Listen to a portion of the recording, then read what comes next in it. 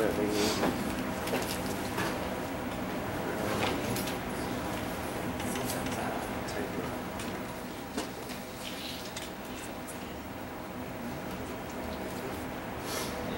guys, time to get started. Good morning. Good morning. I sent this by email. Easy question. Is this alkene E or Z? There's only one alkene here. The pi bonds in the benzene rings are not considered alkenes. Okay, we'll do nothing with benzene rings in this course. It's organic too. One alkene, is it E or Z? Who said E? One person? Who said Z? Anybody else? Some people did not vote? Let's see.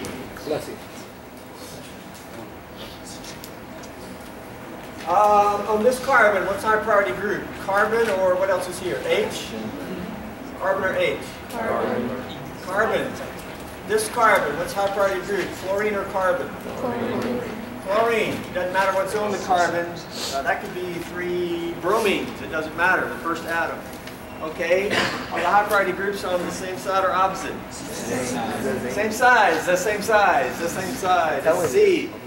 Okay. Z. Yeah. If you can do Z, that means you can also do E. I mean, if you put the CF3 group here and the chlorine here, then it would be E. It would be a different compound. The alkene is stereogenic. It gives rise to stereochemistry. You can have 2 different stereoisomers called geometric isomers. We'll later call them diastereomers. But they would not be constitutional isomers. Stereoisomers. Okay, how many stereoisomers total are possible? I gave a little hint, but actually I realized that the hint is only partially correct. We do need to look over here. Basically, we need to look for chiral carbons. And actually, that star, that's a chiral carbon, and that's a chiral carbon. Okay? We need to ultimately say how many stereogenic centers does this compound have. We know that's 1, we just said. How many more? We'll get to that in a few days. Keep that handy and answer that second question in a couple of days. So alkenes. Did you notice that insecticide had a cyclopropane ring? Do you know how to make cyclopropanes? An alkene. What reagent might you use? Now that one had 2 methyls on it. Diazomethane.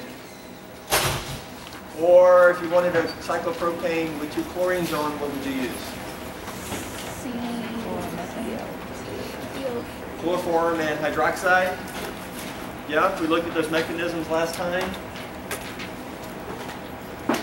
By the way, on the flip side, there's lots of drugs that actually have cyclopropane rings, including the DNA gyrase inhibitor ciprofloxacin, Cipro.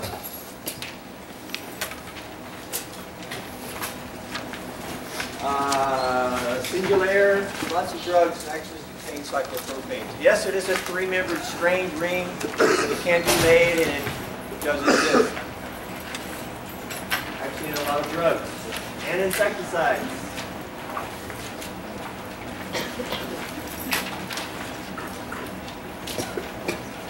Let's go back to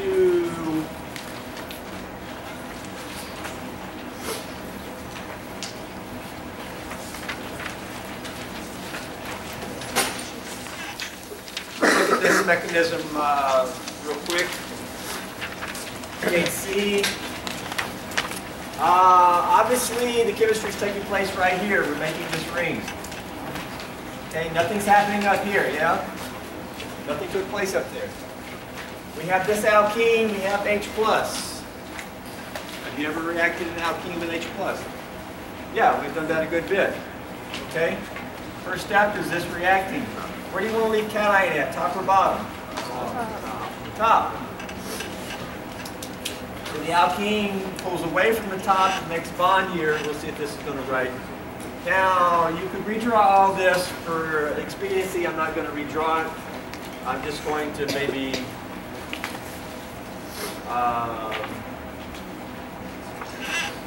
there's the H, here's the methyl, we need plus here. Boom, boom, boom.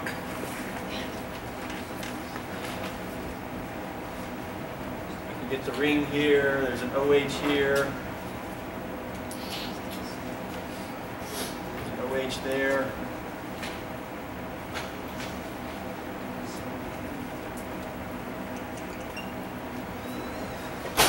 Reckon that's a 5. 1, 2, 3, 4, 5. Okay. I bond down, leaving cation there. I bond down the attack H, leaving cation there. 1, 2, ring. 1, 2, ring. There's a big ring up there. I'm not going to redraw all that. It's going to stay the same. Yeah. This through here.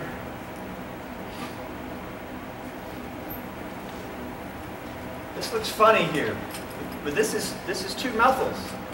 That's just one of the H's drawn into the methyls. There are your two methyls. Carbocation. What bond has been made here? The oxygen is bonding to a carbon. We're making that bond right there. Well, you got it set up right here for this OH, these electrons, to bond right here. What size ring are we making? 1, 2, 3, 4, 5, 6. 6-membered ring.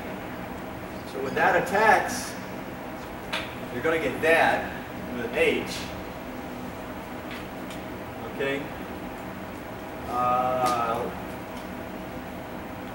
It's going to be a 6-membered ring with 2 methyls. We just made this here, but there's an H there. You got that part up there.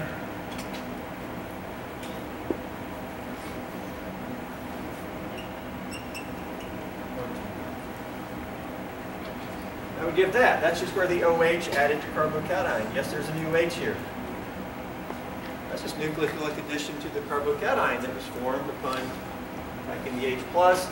Then how do we get final product? Something has to take the H. What can take it? There's got to be a minus here. I mean, there's got to be. Or there's water here, or something. We can use water to take it. The electrons behind, we get that, and we reform H3O+. It's all generic. H+ can't exist by itself. That's very generic, right? We learned about that in Gen Chem. It's got to be associated with water, especially in the plant. I mean, there's water in the plant, right? Y'all take biology, and there's water in plants. Yeah. Okay. Alkene reacts with H+, internal nucleophile, intramolecular nucleophilic addition of carbocation, and then you lose proton. We reform this acid. This is acid and water. We reform the acid, the H+. The H+ is catalyst. Pretty straightforward reaction. This is how the plant makes THC from CBD. It's amazing what natural products can do. Plants and organisms, chemistry machines. How do we do on that? Pretty straightforward? Question? What if instead of using H+, we use HF? H what? HF. With the oxygen on board bond, since it's not the most electronegative thing, is the... No, HF is just a source of H+.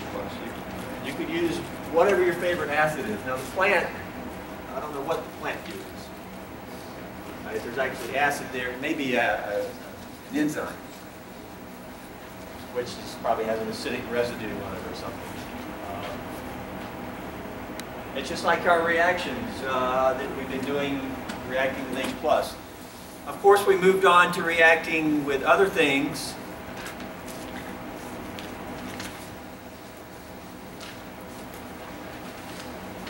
The pink sheet, summary sheet.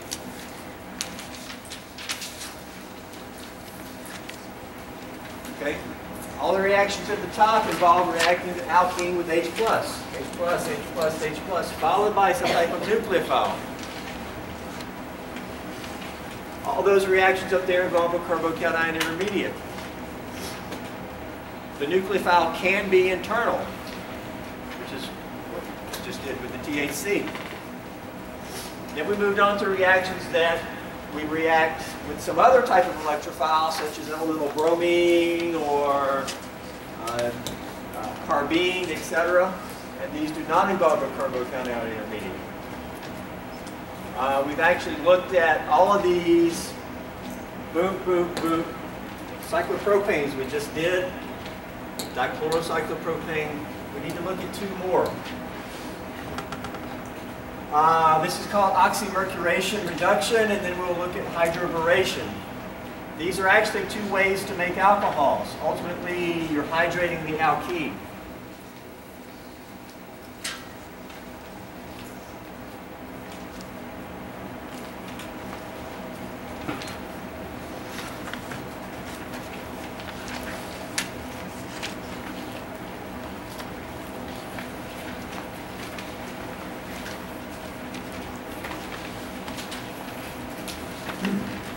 So we left off here.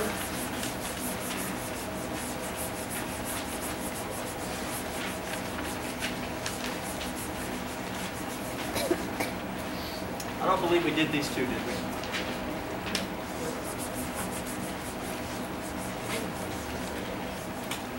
This alkene, diazomethane heat, what's this going to generate?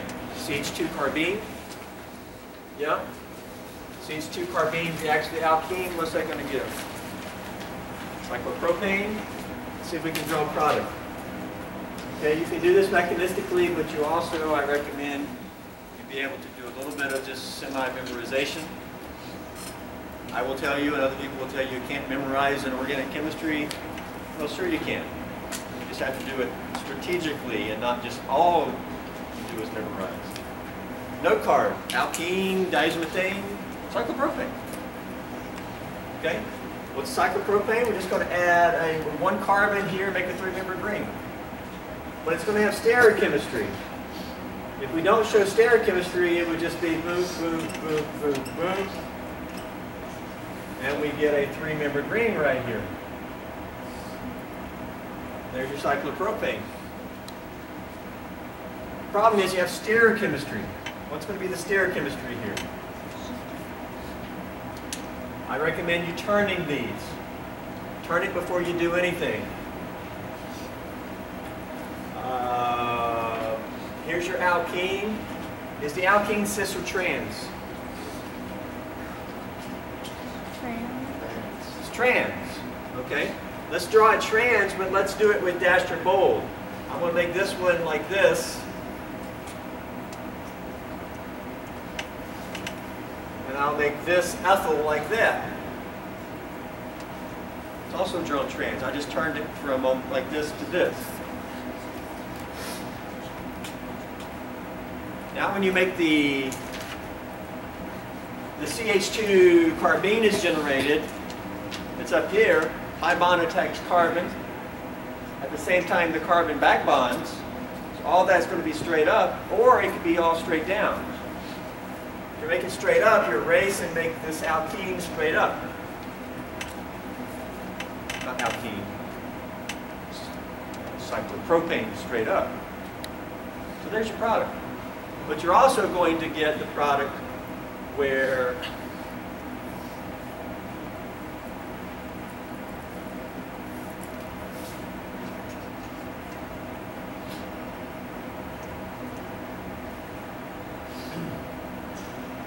you lose the alkene and the bond was made straight down.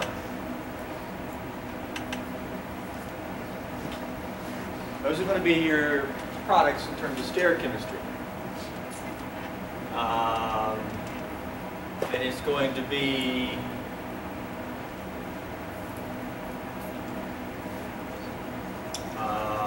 racemic.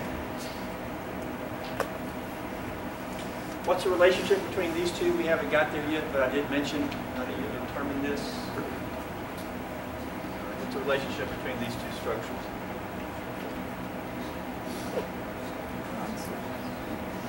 It could be a little bit hard to tell because I didn't I didn't change the dash to bold. These are enantiomers.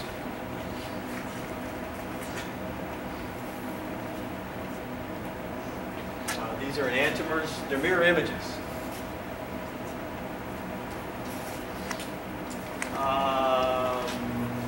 So right now, this is just in your notes. These would be the products. This is important. The ring can be cis or trans. Is the product cis or trans on the ring?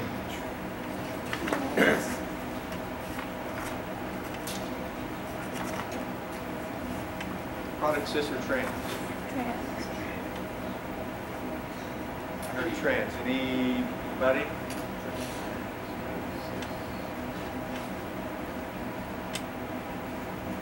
Have we looked at that before?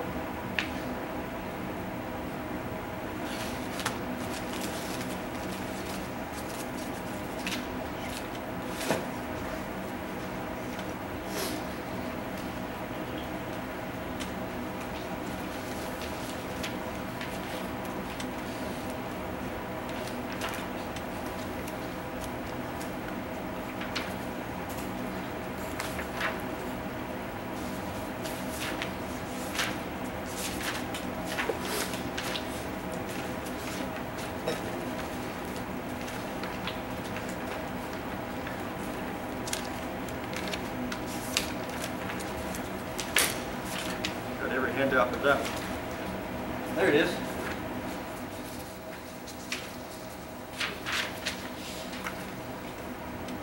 Have we looked at that before? Remember this handout? Those are cis. Those are trans. Okay. Is this cis or trans? Trans, yeah. Okay.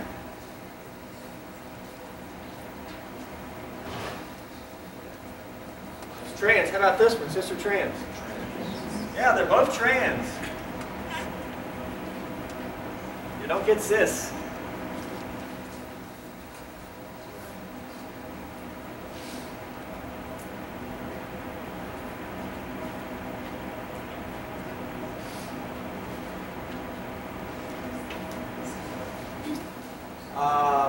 Okay, there's much more stereochemistry to that.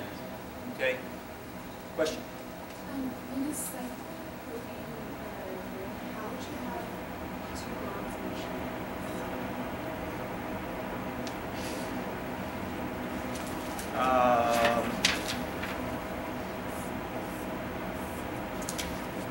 here's the ring. We can have one thing on this carbon coming towards you, the thing on this carbon going back. The actual bonds of the cyclopropane ring are 6. They're what? The actual bonds on the cyclopropane ring are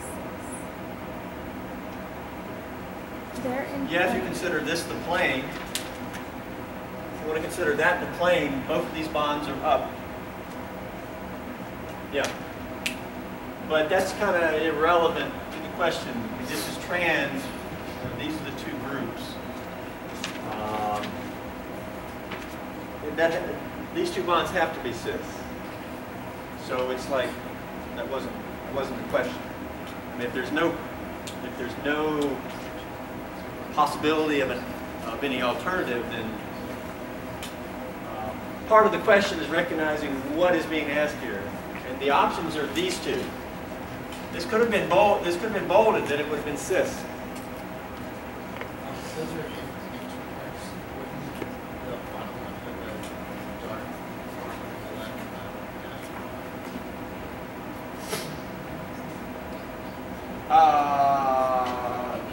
If this point was up, see, my backbone has changed.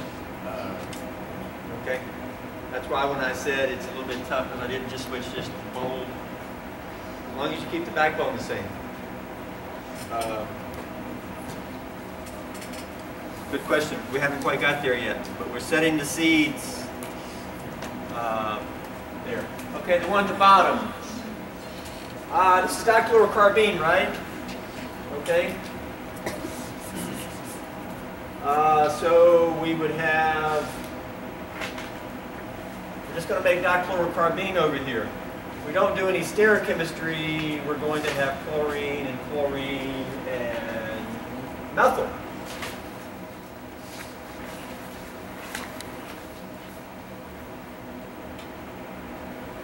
Right? But these two carbons are tetrahedral, 2 in the plane, 1 forward, 1 back. Okay? If I put this methyl forward, then obviously this one here is going to have to be back. Well, how do you want to draw this bond? Because it can be forward or back. How do you want to draw this bond? This one here. Back. It has to be back. The 3-member ring has to be cis. So you would get this would be one product here, but you would also get a product where both of these are bold, and this is back. And these are enantiomers, because everything's been switched. But the backbone has stayed the same.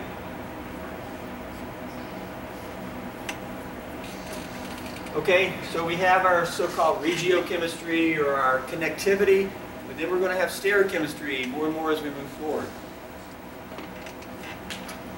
Why do you get both of these? Because the dichlorocarbene could approach from the front or the back. If it approaches from the front, both bonds are going to be made to the front, and the methyl would be pushed back. Or you can have the alternative scenario, and it's 50-50 because the planar face can be attacked from either side. The chemistry can take place from either side. What would the mechanism be?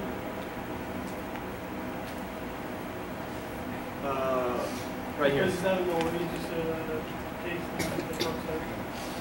It's not just an OH, it's a potassium hydroxide, so that's why No. Well, we did the mechanism here.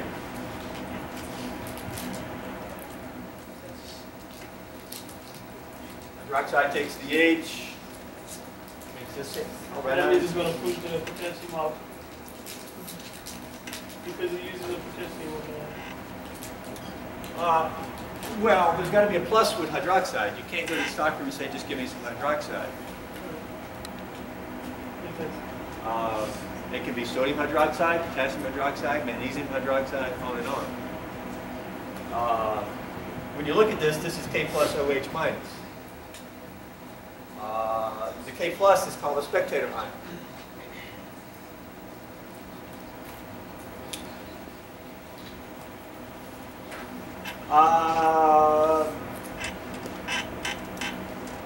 You know, there's a million and one little things like that you got to ask, and you also have to say, okay, what should I know here? A lot of times it just goes back to, spectator ion. It's funny how the more you think, the more questions you have. You should. That's why I'm sometimes befuddled when there's no questions. I'm like, have you not thought about this stuff? Because if you did, you'd have tons of questions. Good. Okay. So let's move to 2 new reactions. There's other things to answer, but we'll hit those another time. The next 2 reactions are on this page. It's actually hydration reactions, but instead of hydrating with H3O+, it's going to be some unique reagents. One is a 2-step process called oxymercuration, alkoxymercuration. We've done this reaction before, right here. If you take this alkene and hydrate it with acid and water, you actually get this product here. We showed this before. This comes from a rearrangement. Because obviously the water is not added to here where we might expect the cation to form. It added over here. This came from a Hydride Shift. Okay?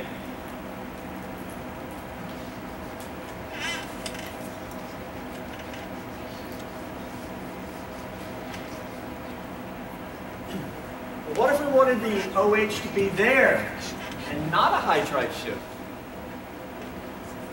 Well, that can be done.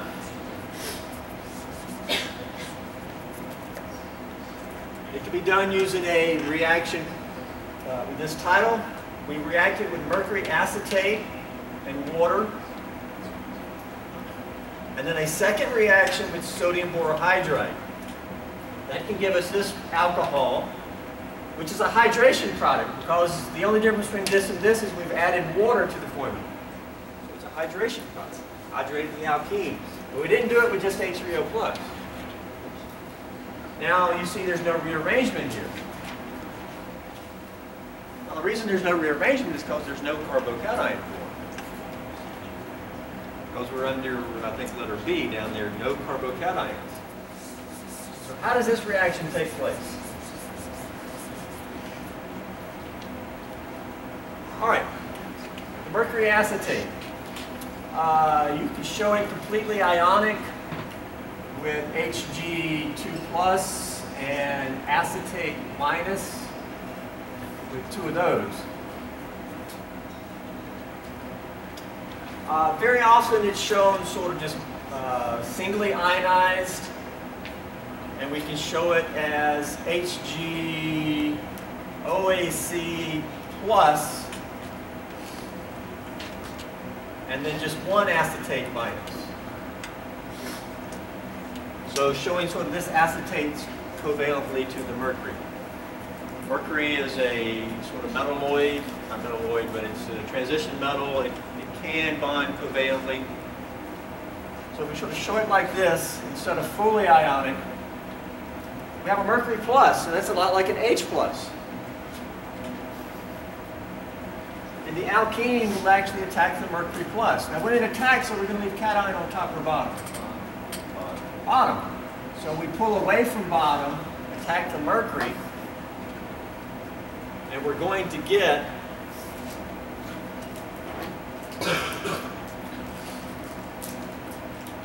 this bonded to the mercury. The acetate is there, leaving the cation here. So here's the alkene on the board. It broke away from this carbon and wouldn't attack mercury. So this carbon is now bonded to mercury, leaving the other carbon without the bond. It's a carbocation. Now, we said there's no carbocation form. Why not? Well, we got to realize here that mercury does have at least one lone pair. And I think it has more than one. Since it has a lone pair, what do you think it's going to do here? It will back bond.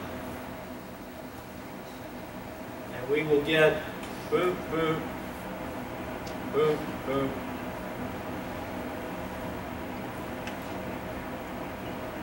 We get this bridged mercury, like a bromonium ion. This is called a mercuronium ion. And what's the charge of the mercury now? It's actually now positive again, because it was positive here, neutral here with a lone pair, and in your electron count, both of these belong to the mercury. But when it bonds, only one of these belongs to the mercury, so it's sort of lost an electron in the charge count. It's actually now a positive charge again. Very analogous to like a bromonium or pluronium ion. And what do you want to say about this species here? It's not actually formed. Because the alkene attacks the mercury, but what is the mercury doing at the same time? Back. You're back bonding. Same time. The cation is never actually formed. These steps happen concertedly. Boom! Here's your first intermediate. Mercuronium ion. Just like a bromonium, etc. Now water will come in here and attack. Which carbon is it going to attack and pick the mercury off of? The same one that you showed here. That's why I like to show this. But you don't attack a free carbocation.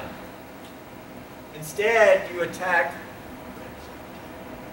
here and kick off the leaving group. It's that type of bonding.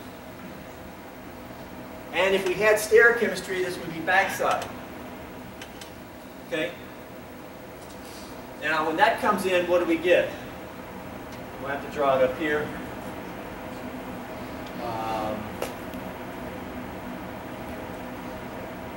We got boop, boop, boop, boop. The mercury's been kicked back off. It got the lone pair back. See, this lone pair used to be bonded here, but instead the water is now here. Now I'm not going to worry about stereochemistry and draw that up or whatnot. I'm going to, as long as we got the right connectivity, the water came in here and knocked the mercury off.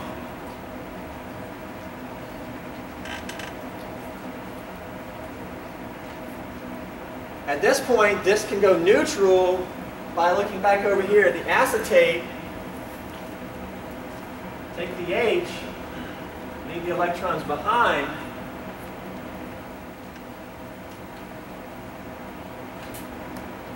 and we get boop, boop, boop, boop, boop, mercury, acetate, and right here is just an OH with two lone pairs. Plus what? Acetic acid. And the acetate took the H. And this right here is in step 1. This product with an OH but with a mercury. So we got the OH there. Hold on. Oh, that's not the right product. This guy. We got the OH there, but we got a mercury out here, which ultimately we got to lose. So this is in step 1. What did we do to the alkene in step 1? We oxymercurated it. Oxymercurated the alkene. So it's called oxymercuration. Now you could also use an alcohol here. If you use an alcohol, you may have like an O-ethyl or an O-methyl. That would be an alkoxy. And so you can also do an alkoxymercuration. Now the next step is a reduction, and sometimes in the book this will be followed by reduction. Oxymercuration reduction. That's what sodium borohydride does.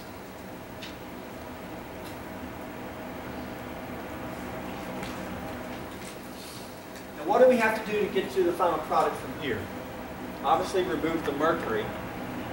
What do we have to get on this carbon here? How many H's here? 2.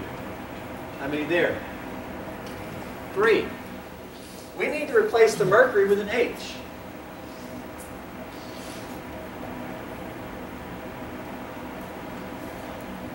That's what this guy does. Sodium borohydride we'll see in organic 2 as well. Lewis structure is a boron with 4 H's. The boron's a minus charge, and there's got to be a cation sitting with it. This supplies H minus. What do we call H minus? Hydride. Yes. The hydride shift. We'll talk more about that at some point down the road.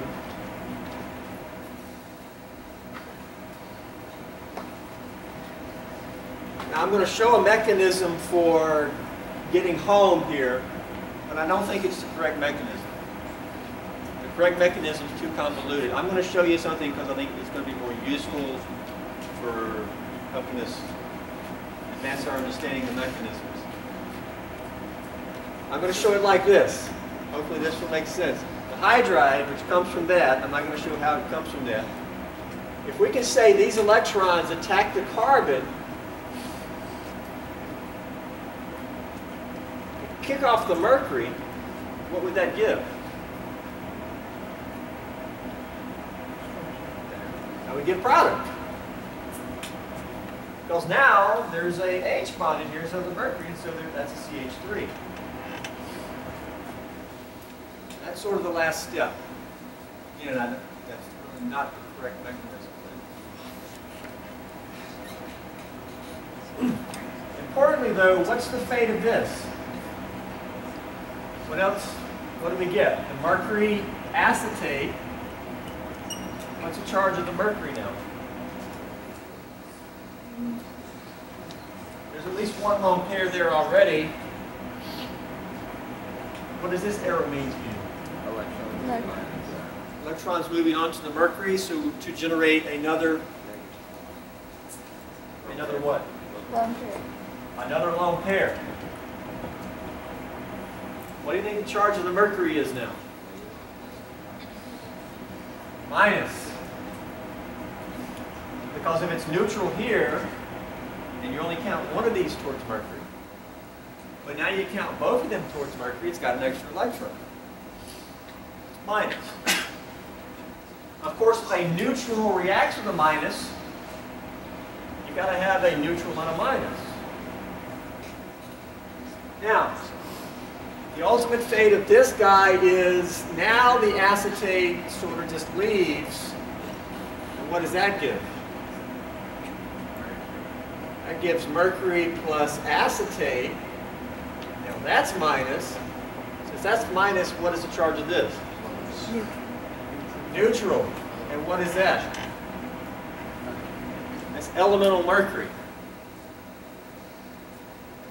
And that's one of the downsides of this reaction. It does form elemental mercury, which is toxic and an environmental concern. Because of that, oxymercuration reduction is not looked at favorably by industry, which has to be a huge scale. But it's still a great textbook reaction. Since there's no carbocation, we don't get rearrangements. And so you're able to get this hydration product instead of the rearranged product. Questions about this mechanism?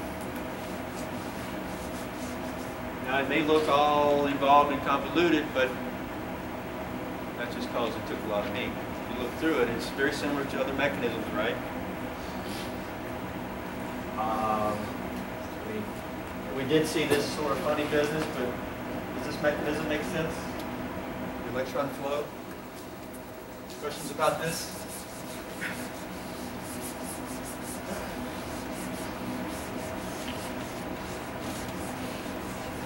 This product that is racemic. Make sure you're going to get both configurations there.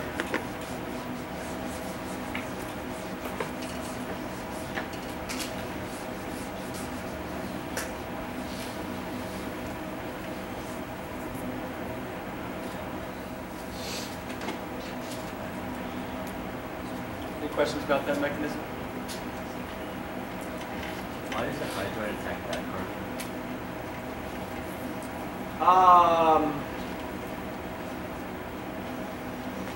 Well, tell me why you're questioning this. What are you thinking? Are you thinking it shouldn't? Why shouldn't it not? I was just wondering, I didn't know how you got that the hydride attacks that carbon. It's actually a good question. I'm just wondering if you understand why it's a good question. Give me an argument of why you would not want it to. Or what makes you question it? Right. The carbon and the hydroxyl on is pretty much the same carbon. It's pretty much the same carbon? I don't know what's unique about that carbon itself. Usually you want to look for dipoles. Hydride minus, it's usually be attracted to a partial plus. So you're onto something good. And remember, I also told you that's probably not the mechanism. I don't want to show the true mechanism because it's just not useful to us as a general approach. So I did tell you that's probably not the mechanism. Think about it some more, but you may be onto a good question.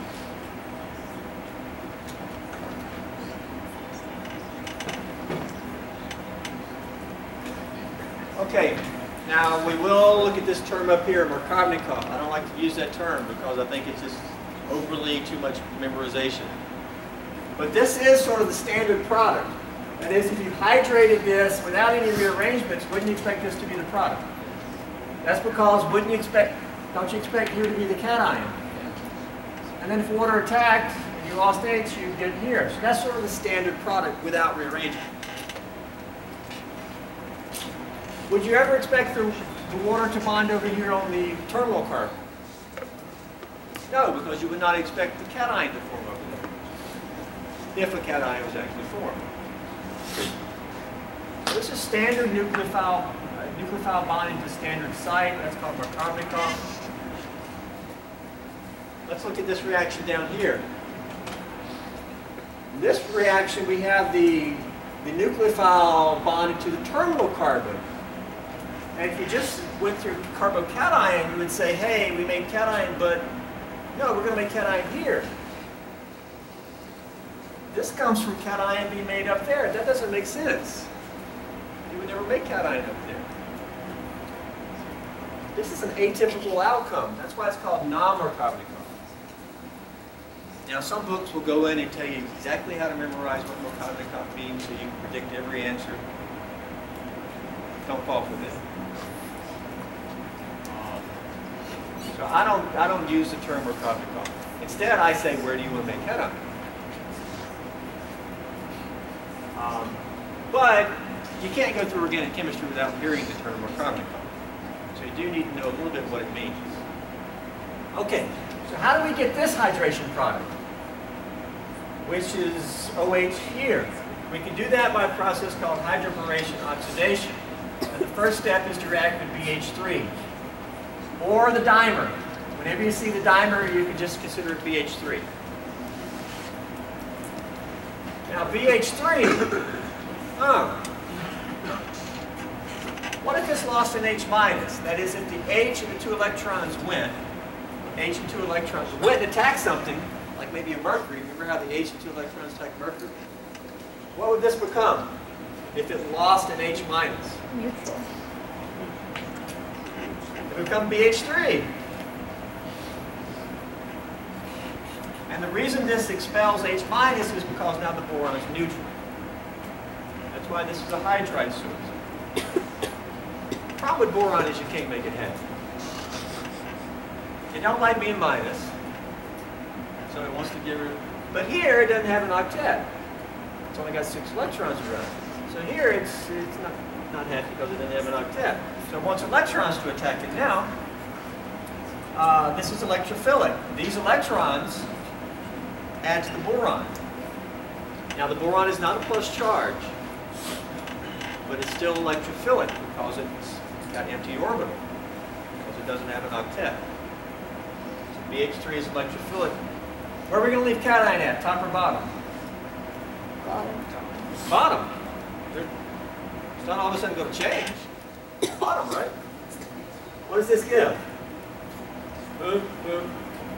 Boron with 3 H's. And a cation. Until we say it's not formed. Pi bond. We see this boron that doesn't have an octet.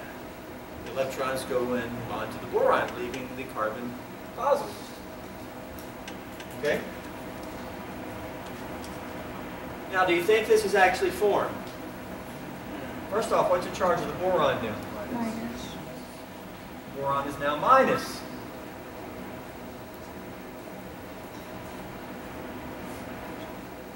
Can it back bond? It does not have a lone pair. Something unique happens here. Semi-unique. Instead of a lone pair coming over here, what happens is, see, the boron's mad again. It wants to get rid of the H and the electrons. The H and the electrons migrate over here. That's a hydride shift from the boron.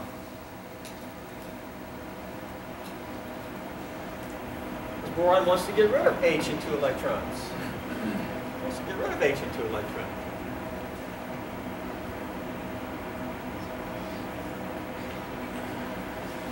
First off, what does this give? Boom, boom, boom, boom, boom. BH2, I'm going to show those bonds out.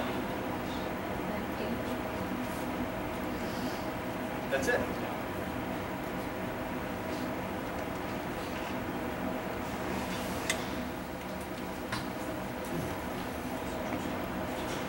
We've added water to the alkene. OH, where's the other H at? Right there. There's your water. We got to get a new H here. There's only one here. There's two there now. Where did that H come from?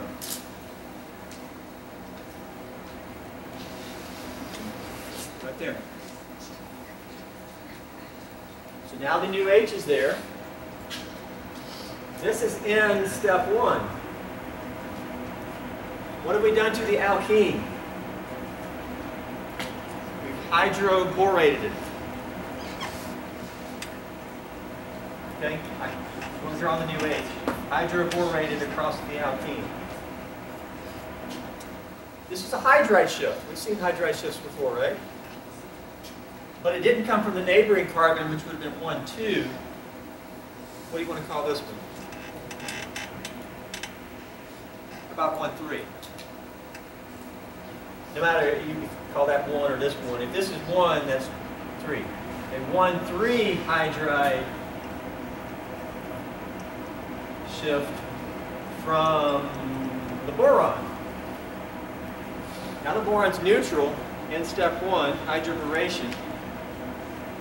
What do we need to do to get to final product? We need to replace the boron with what?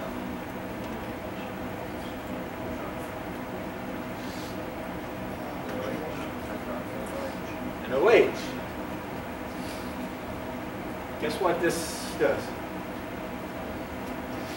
What is this? H2O2. Hydrogen peroxide, hydroxide. Okay?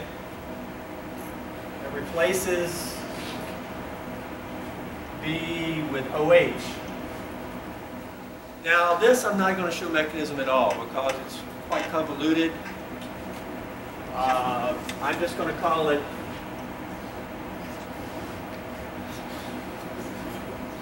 magic.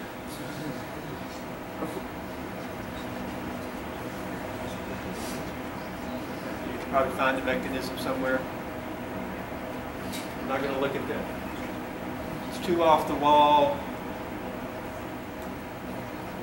Importantly though,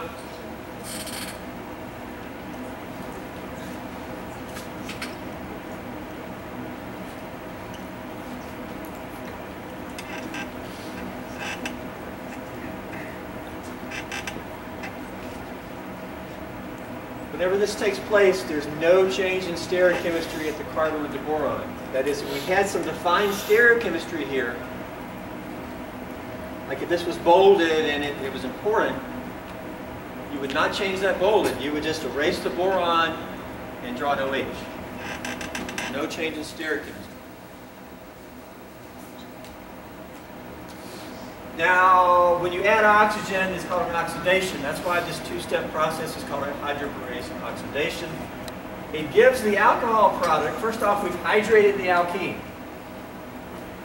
Now, we used a lot more than just water and acid, but ultimately we have a product where we've added water to this. Just look at the formula.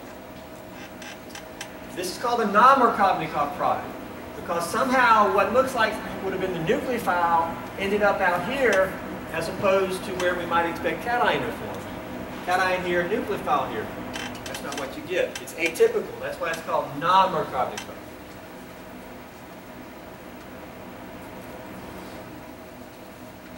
Okay, let's see if we can show products down here. How about the first one?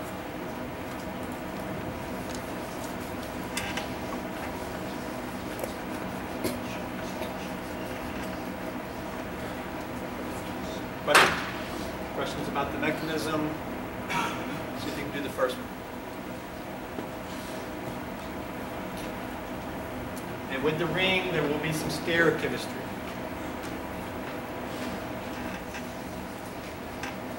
Can you first show the product without stereochemistry?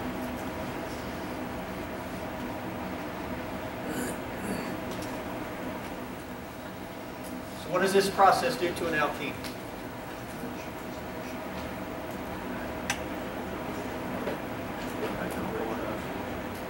That's the process, but what's the general outcome? Hydrating the alkene. Both of these ways on these sheets are ways to hydrate alkenes, ultimately. We're not just using water and acid. And so what type of product is he going to give in terms of functional group?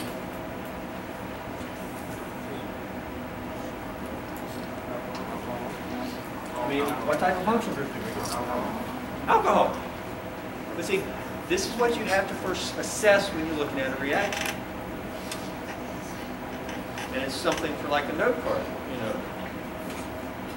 I mean, if you don't know that this reaction gives an alcohol, you probably have difficulty from there. Okay? So you got to pay attention to the little details and categorize your reaction. Get the details straight in your head. Okay? We're going to hydrate. Okay? Is the OH going to end up on top or bottom? Well, hydroboration is anti-Markovnikov. That's the atypical.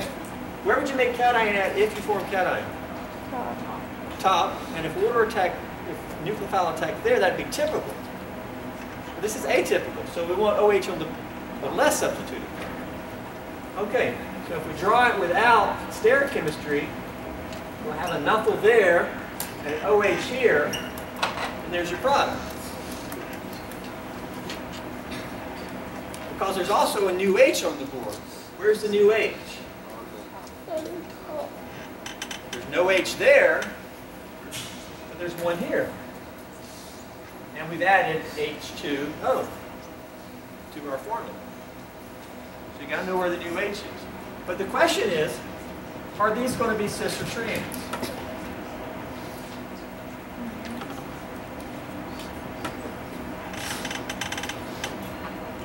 Because we have stereochemistry on this ring. And at this point, we're out of time. Please answer that right there. Please answer the next question.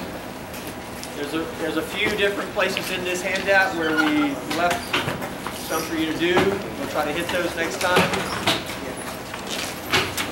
We also need to have a quiz this week.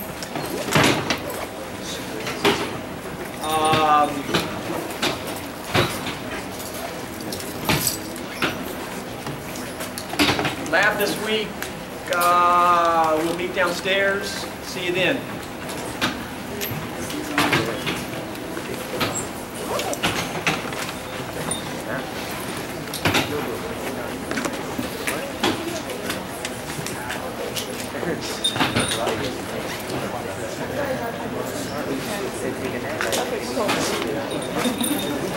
I wasn't tired when I got here. What?